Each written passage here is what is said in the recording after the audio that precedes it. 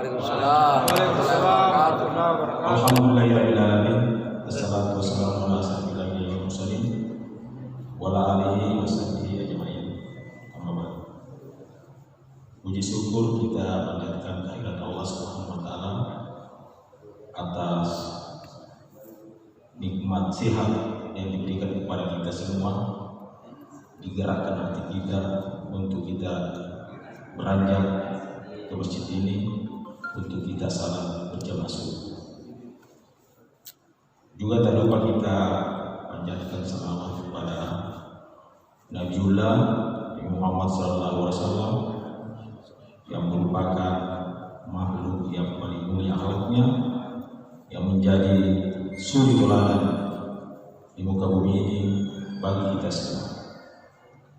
Sebagaimana lazimnya ketika telah selesai salat subuh, komunitas berjamaah subuh telah menyepakati untuk kita melakukan sebuah rutinitas kultum subuh yang pada kesempatan berbahagia ini akan dibawakan oleh salah satu dai pembina kita yang sangat cerdas orangnya, dan di tengah-tengah kita telah hadir Ustaz Hatib, nama panggilannya. Untuk mempersingkat waktu, dipersilakan Pak Ustaz. Demikian untuk sementara. Assalamualaikum warahmatullahi wabarakatuh. Waalaikumsalam warahmatullahi wabarakatuh. Ya, saya terlebih dahulu mengucapkan terima kasih atas kepada moderator kita yang bukan hanya di lapangan, ya hebat berorasi, ternyata di masjid tidak ada berjamaah juga, lebih santun, lebih elegan. Baik, assalamualaikum warahmatullahi wabarakatuh. Alhamdulillahirabbil alamin alladzi ahyana ba'da ma amatana wa ilaihi nusyur. Wassalatu wassalamu ala asyrafil anbiya wal mursalin wa ala alihi wa sahbihi ajma'in. Amma ba'du. Alhamdulillah, pada subuh yang berbahagia ini kembali kita diberikan oleh Allah kesehatan, kesempatan dan nikmat hidup untuk kembali beraktivitas melaksanakan amanah-amanah yang Allah telah berikan kepada kita, dan subuh hari ini telah kita buktikan dengan ditandainya melaksanakan salat subuh secara berjamaah. Semoga Allah Subhanahu wa taala menerima segala apa yang telah kita kerjakan, dan insya Allah menyempurnakan ibadah-ibadah yang akan kita laksanakan. Amin ya rabbal alamin. Sebagaimana pada pertemuan yang lalu saya telah membawakan materi tentang waktu-waktu salat ataupun mengenai waktu salat-salat fardu, dan pada kesempatan kali ini saya akan membahas tentang waktu-waktu yang diharapkan untuk sholat. Kadang ada orang yang termotivasi bahkan bersemangat untuk melaksanakan sholat, baik itu sholat fardu maupun sholat sunnah. Saking termotivasinya, saking bersemangatnya, sehingga mungkin ada yang sia-sia sholatnya karena tidak dibarengi dengan pengetahuan atau ilmu fikih, sehingga pada kesempatan kali ini ya, meskipun kita sudah mengetahui banyak tentang waktu-waktu yang diharapkan sholat, tapi saya mencoba membahas kembali bahwa sebagaimana sabda Rasulullah SAW, salasu sa'atin kana Rasulullah SAW yanhana an tusalli fihinna, bahwa ada 3 tempat, ada 3 waktu Rasulullah SAW melarang kita untuk sholat. Awan takbura fihinna mautan, atau kita dilarang untuk menguburkan mayat-mayat kita, jenazah-jenazah keluarga kita. Ya, yang pertama adalah hina tatlu asy-syamsi, ketika matahari terbit. Jadi kita dilarang sholat ketika matahari terbit, yaitu ketika matahari mulai terbit sampai kapan?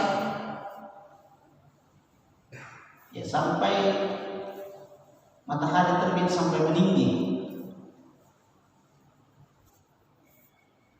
hatta tartafi'ah, sampai meninggi matahari kira-kira sampai di atas kepala kita. Sampai katanya ada yang juga menafsirkan sampai ketika kita menombak, ya, sampai setinggi tombak. Yang kedua, wahina yaqumu qa'imuz zahira, ketika ini bahasa kiasan ini, ketika unta berdiri di tengah hari yang sangat panas. Kapan itu unta berdiri? Yaitu ketika matahari pas di atas kepala kita. Ya, istilahnya ketika istiwa atau zawal, matahari berada pas di atas kepala. Disitulah puncak panas. Nah, sehingga unta berdiri. Kemudian yang ketiga, wahina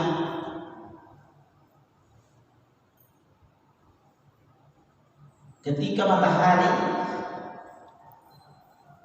condong menuju terbenam hingga terbenam. Ya, maksudnya ya setelah salat asar, ya sampai terbenam matahari, itu kita dilarang untuk melaksanakan salat dan menguburkan. Ya, ketika mau terbenam matahari. Tetapi dalam kitab Safinatul Najah yang biasa saya baca di hadapan kita, yaitu ada 5. Ya, ada 5. Selain yang 3 tadi ditambah lagi, yaitu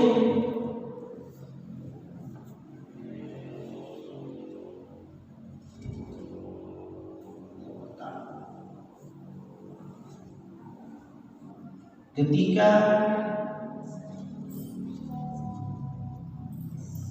yang pertama ketika matahari terbit sampai kira-kira 1 tombak.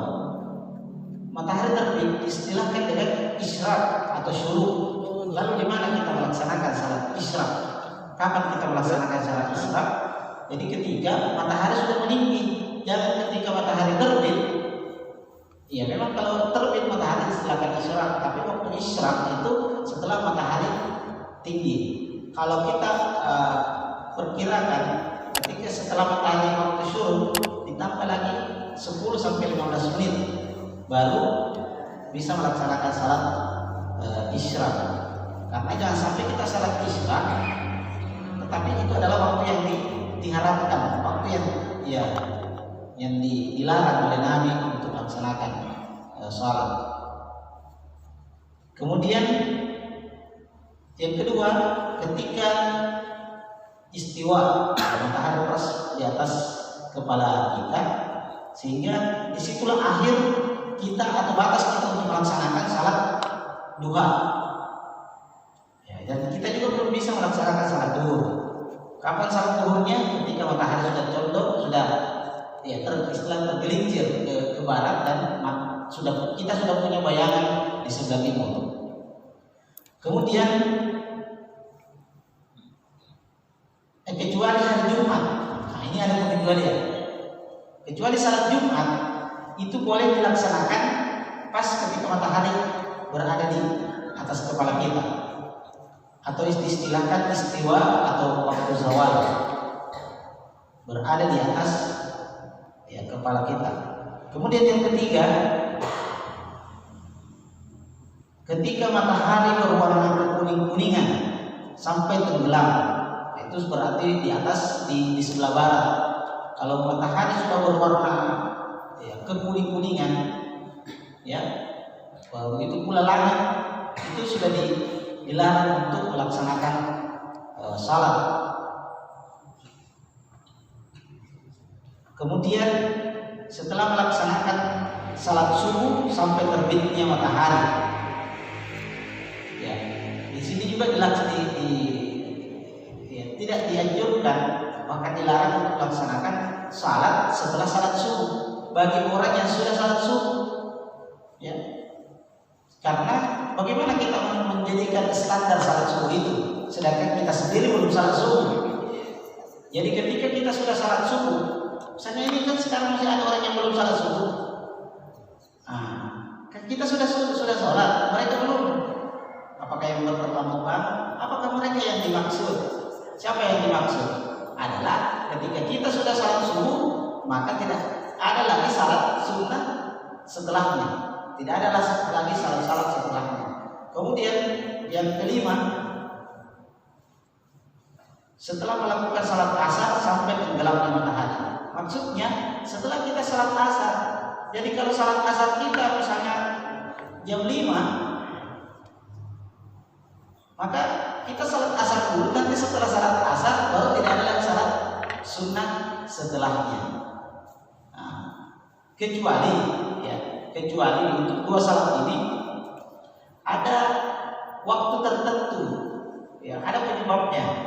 Misalnya ketika terjadi gerhana matahari, ya, ketika terjadi gerhana matahari setelah salat asar, atau terjadi gerhana bulan setelah salat subuh, karena tidak mungkin kita salat gerhana nanti setelahnya atau sebelumnya, pas nanti gerhana baru kita salat. Itu dibolehkan, ya.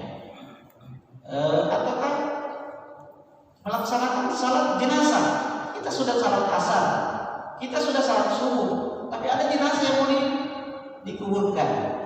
Maka dipercepatlah ya untuk melaksanakan, karena di sini juga dilarang untuk menguburkan jenazah ketika matahari sudah hampir terbenam. Ini juga perlu pemahaman. Ya, sekalian sudah terbenam matahari baru dikuburkan. Karena Nabi melarang kita ketika matahari mau terbit dan ketika matahari mau tenggelam. Itu dilarang untuk menguburkan jenazah.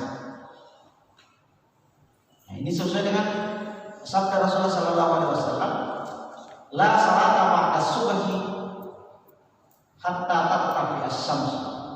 Tidak ada salat setelah salat subuh sampai terbitnya matahari. Ya, jadi setelah terbit matahari, setelah meninggi, baru ada salat. Yang kedua, wala salata ba'dal asri hatta taghiba asy-syams. Tidak ada salat setelah salat asar, ya, sampai matahari itu tenggelam. Tapi kecuali ada waktu-waktu tertentu. Misalnya ketika kita masuk salat, ketika kita masuk masjid, itu kan disunahkan salat sunnah tahiyatul masjid. Itu dibolehkan karena memang tempatnya kita disunahkan untuk melaksanakan salat. Tapi ini juga ada yang membantah hadis ini bahwa meskipun salat tahiyatul masjid, kecuali di mana? Ada pengecualian. Kecuali di Masjidil Haram. Di Masjidil Haram Mekah itu tidak ada waktu yang diharamkan untuk salat. Salat apa saja, ya, salat sunnah mutlak, ya silahkan. Karena Rasulullah SAW bersabda, ini artinya jangan kalian larang seseorang bertawaf dan salat di rumah ini, maksudnya di Ka'bah, kapanpun ia mau, baik siang maupun malam. Iya. Jadi kalau di Masjidil Haram tidak berlaku larangan-larangan, meskipun sudah sholat asar, ya mau sholat apa saja silakan, karena memang ada pengecualian dari Rasul untuk melarang orang bertawaf, maksudnya tidak melarang orang melarang, jangan bertawaf, jangan sholat, kecuali memang tidak bersyarat untuk sholat atau tidak bersyarat untuk melaksanakan tawaf. Jangan sampai kita sudah bersemangat untuk melakukan ibadah utamanya sholat, akan tetapi bukan waktu-waktu sholat itu juga akan sia-sia. Makanya memang perlu kita pemahaman. Ya, sampai kita masuk ke masjid, ya ini belum waktunya salat, kita sudah salat.